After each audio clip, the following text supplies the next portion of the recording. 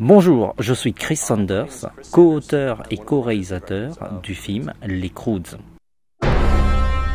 Il était une fois une famille.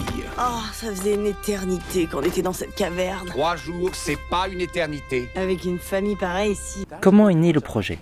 Je peux pas vous répondre exactement, j'aurais aimé que Kirk soit là, il était sur le projet dès le début. Ça a commencé avec John Cleese et les studios Hardman. John Cleese a commencé à ébaucher le projet en 2004 et les grandes lignes de son histoire sont toujours là.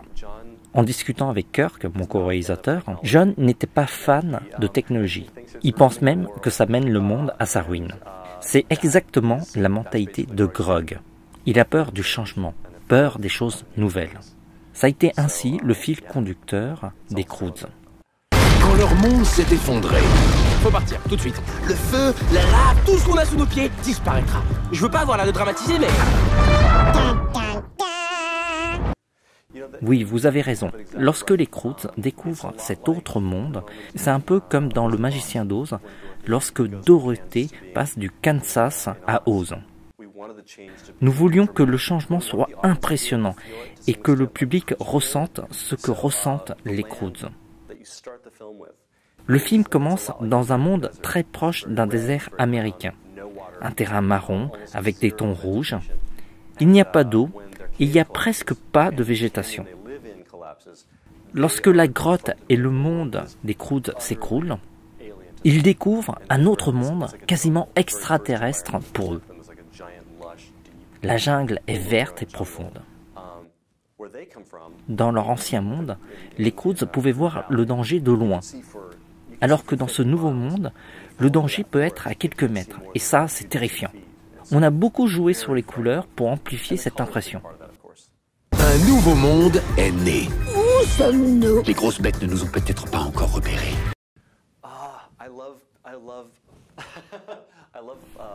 J'adore les animaux poilus et avec une grosse tête. Le tigre du film est venu très tard dans le processus de création de l'histoire. En fait, l'ennemi du film devait être avant tout l'évolution du monde. Mais c'est une idée qui n'est pas évidente à mettre à l'écran. Et puis on s'est dit qu'on pouvait le personnifier en un animal. Un animal qui veut manger Grog. Ce tigre, c'est un petit peu le crocodile qui poursuit le Capitaine Crochet dans Peter Pan. Le tigre veut vraiment manger les Croods. Sur terre ou dans l'eau, il les poursuit. Et puis, c'est sympa de le voir même à la fin. Ce personnage n'est pas dans le script d'origine.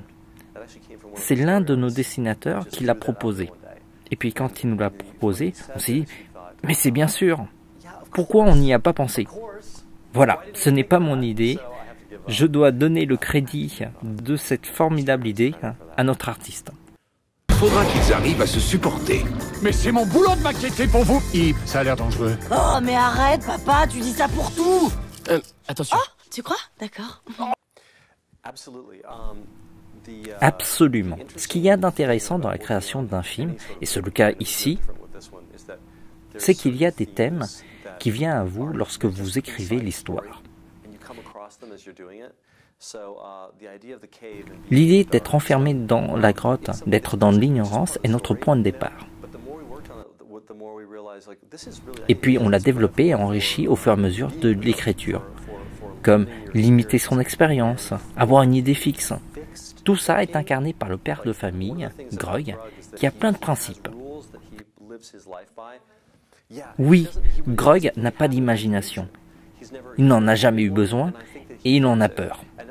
Lorsqu'il quitte la grotte, il rencontre ce nouveau type, Guy, qui a des idées modernes. Et puis c'est la première fois qu'il rencontre quelqu'un qui a plein d'imagination. Et là, tout change, ce qui terrifie énormément Grog. Ce type change la mentalité des Croods. Il leur fait découvrir la notion du lendemain, d'un monde meilleur. Ces idées s'installent petit à petit dans la famille de Grog, les Croods, et ça le terrifie. Grog, Hip et Guy. Les Croods. Le 10 avril au cinéma.